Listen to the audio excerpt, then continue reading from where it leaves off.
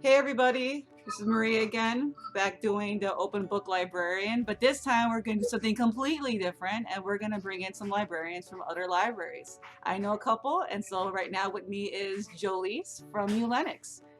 Hi Jolyce. Hey. So just quick questions, nothing too hard, nothing too stressful. The first one is just tell us a little about yourself and the library you work at. I am a second-year manager. I'm the circulation manager at the New Lenox Public Library. Been doing it for 2 years. Before that, I worked with kids in the youth services department, and I also worked in circulation and adult services at a couple of other libraries. That's how we met. Yeah, that's how we met, and we'll get into that question too. Since the libraries and everything in the world is completely changed right now due to stay-at-home order, is there anything you miss at your current position that when the library was open that you really enjoyed? We do passport application processing at my library. I oversee that as well, and I really miss getting together with people in the community and hearing about where they're traveling to and where they've been and why they're going there. I miss processing those for people and being able to serve people in that capacity. Yeah, I miss that kind of like that. Working with people in general, I just miss my staff and my coworkers. Aww. No. So, all right, number 3. Question is, you and me both worked in youth services, adult services. We kind of did everything.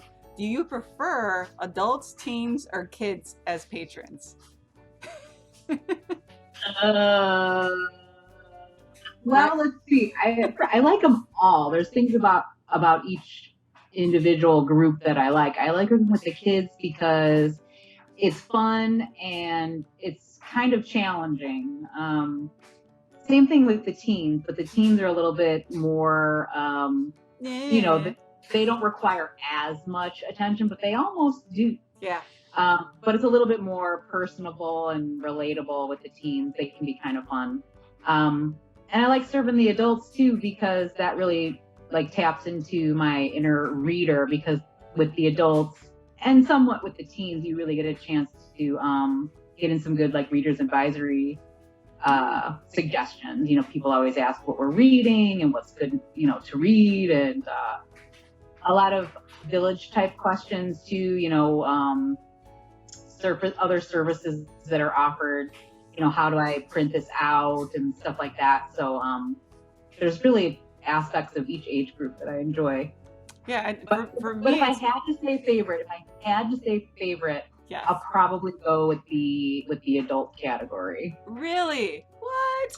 Yeah, it wasn't always, but just recently, I don't know, I kind of appreciate working with the adults a little bit more. I've learned a lot from coworkers, people that I've worked with. I've learned a lot about technology and various software, and they just kind of taught me so much along the way, and to be able to show that knowledge to people who might not know how to send a fax or scan a document, it's kind of rewarding to be able to teach people skills, That's business true. skills or life skills like that. I agree with that, because a lot of times adults, they man, when they're grateful, they're really grateful. You really feel it here. Yeah. Right. Yeah. Again, I can see that. Yeah, you feel really good about that. So with that being said, you used to host programs. Is there any particular program you miss doing or getting a chance to think about doing? Well, I did a program at a library that I worked at where I interviewed, similar to what we're doing now, I interviewed different village employees. So we would open up the stage, we had a podium with a mic, and it was the head of the parks department and the director of the library would just open it up for a Q&A session.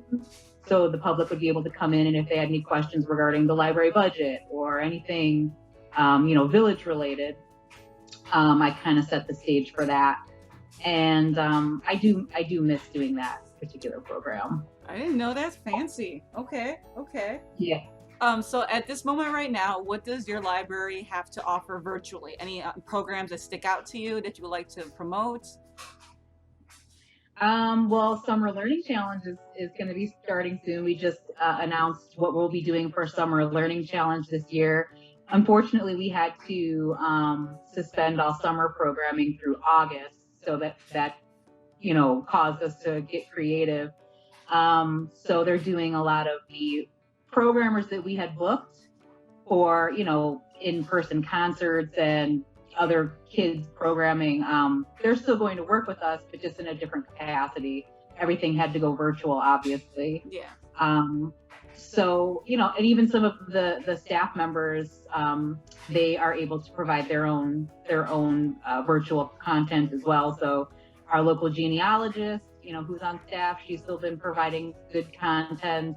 We've got a couple artsy people on staff, and one of my staff members in circulation, she actually just did a really impressive video on how to separate her perennials in her garden and to move them throughout the garden. And I was really kind of impressed because she's the type of person that wasn't comfortable with technology. And I was just so proud of her because she used, apps and editing software and made this video look really great. And she wouldn't have been able to do that without her local library, because she had to reach out to a lot of, friends and other staff members to get that video to where it was, but she did it.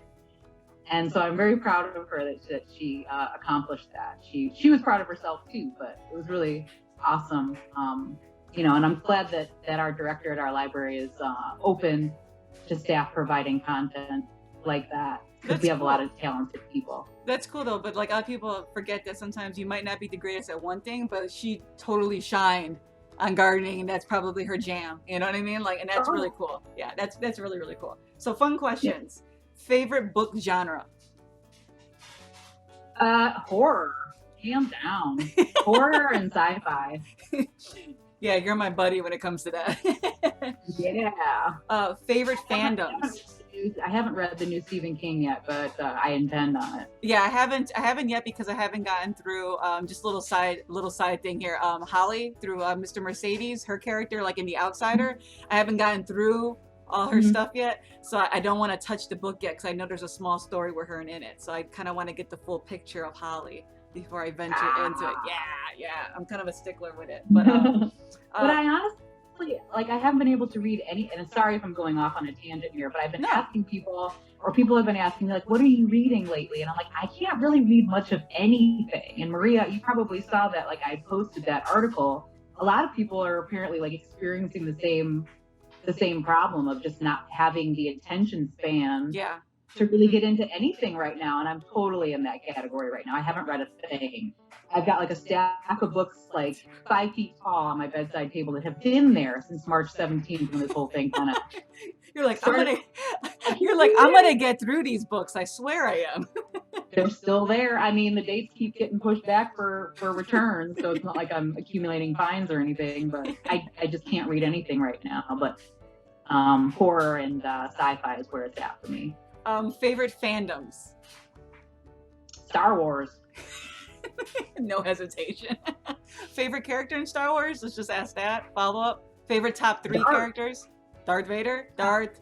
Got a light side character? Not really. Not really? No light side? Just well, maybe. I guess I like Han Solo. Han Solo? Darth, Kylo, Han Solo. Han Solo. Favorite droid? R2-D2 maybe. Yeah. You know he's saying a lot of smart stuff in those beeps. Yeah, he always gets them out of trouble. All right. And then one more fun question. Top 3 favorite TV shows. If you could pull some, you could include a movie. What? You could include a movie if you can't think of 3. Oh, I can think of 3. Top 3 TV shows. Seinfeld, of course. That 70s show, of course.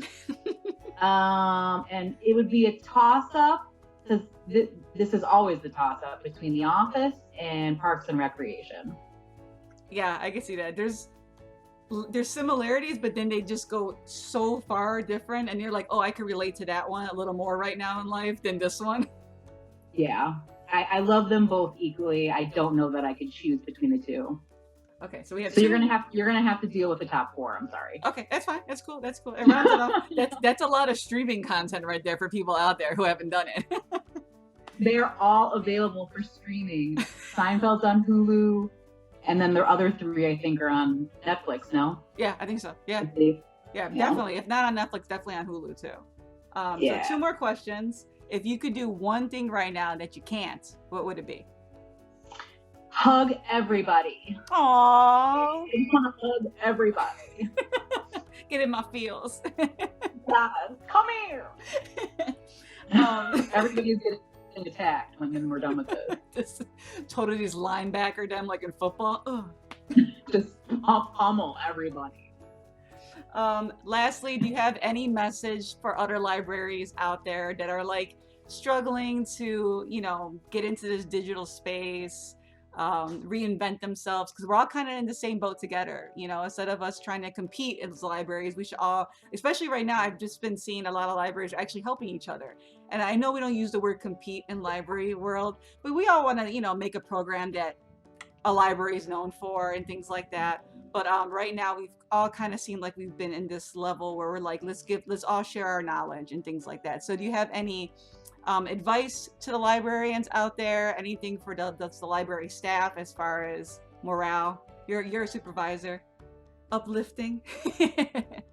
Well, like I said before, I think that everybody's so busy focusing on outside talent and who we can pay to provide all this great content for our patrons, when I can't think of any library staff member that I've ever worked with that wasn't talented in one area or another. So I think that, rather than going out and spending money on a ton of equipment and, all this other stuff, I think you can just look within your own staff and provide them with the morale and the support to provide great content for your patrons, just as they do when your doors are open. Boom, mic drop. I love that. That was good. True. It is. It really is true. I mean, like you said, it all comes down to support and just telling them you can do it. It doesn't have to be a perfect video. As long as you love something and you put it out there, people will enjoy it. Yeah, I mean, the library is known for free services, and everybody at the library who works there is a subject matter expert of some kind and has some sort of knowledge to offer, Yeah. So I think that they've got it all right there, right at their fingertips. Yep, definitely. All right, I think we are done. Did we go through all the questions? Yeah, I think we went through all the questions. So thank you so much, Jolyce. That was You're very welcome. Anytime. All right. Thank you, guys. Catch us next time. This video will be up soon. Definitely check out the New Lenox library page. We'll be posting their stuff too in conjunction with this. But support your local libraries. Doesn't matter where you're at. Support everybody. All the librarians are doing an amazing job. Not just ours, everybody else out there. So take care. Stay healthy. We hope to see you guys all very, very soon. We miss you. Bye.